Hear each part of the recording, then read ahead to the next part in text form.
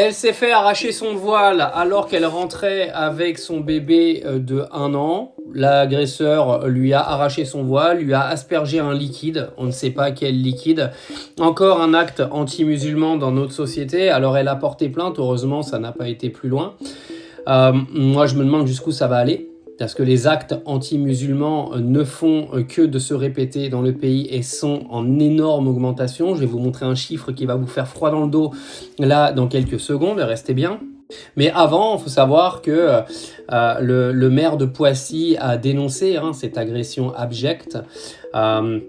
Vous êtes gentils, tous les maires, tous les politiques, etc. Mais aujourd'hui, il va falloir lutter pour arrêter de stigmatiser les musulmans en permanence et peut-être tous vous léguer contre un système qui permet aujourd'hui d'insulter des religions et des communautés trop facilement par idéologie, parce que vous me racontez ce que vous voulez, mais quand on est contre les musulmans, c'est une sorte d'idéologie absolument dégueulasse qui est propagée par trop de monde dans ce pays.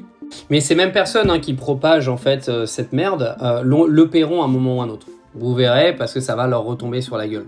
Revenons-en à nos actes anti-musulmans qui sont en hausse de 72%. Ouais, on va lire l'article au passage tant qu'on y est.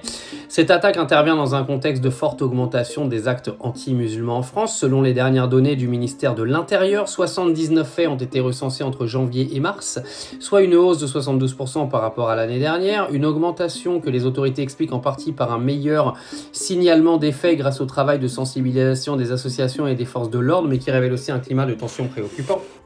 Alors moi je vous le dis, ça c'est pour noyer le poisson, venir dire qu'aujourd'hui il y a une augmentation juste parce que les gens arrivent plus facilement à signaler leurs agressions, arrêtez de nous prendre pour des teubés.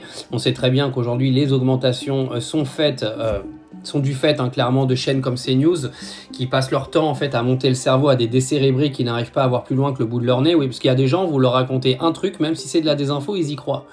Donc à partir du moment où vous avez une chaîne qui parle 330 jours de l'année sur 365 des musulmans et des arabes de façon totalement négative, les gens qui regardent cette chaîne sont devenus des anti-musulmans et des anti-arabes. Et quand vous avez des anti-arabes et des anti-musulmans qui ont des QI de 22, quand ils sont dans la rue, ils commettent des agressions. Et ça s'appelle des actes anti-musulmans. C'est comme ça que ça fonctionne. Vous lavez le cerveau des abrutis, parce que les abrutis, croyez-moi que dans ce pays, il y en a un paquet, même dans la population en général. Et puis, ces gens-là passent à l'acte.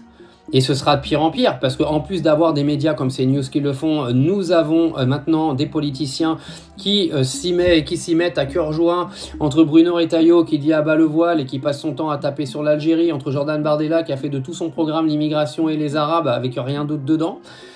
Et ça sera de pire en pire. Malheureusement pour mes compatriotes musulmans, vous allez avoir quelques complications, je pense.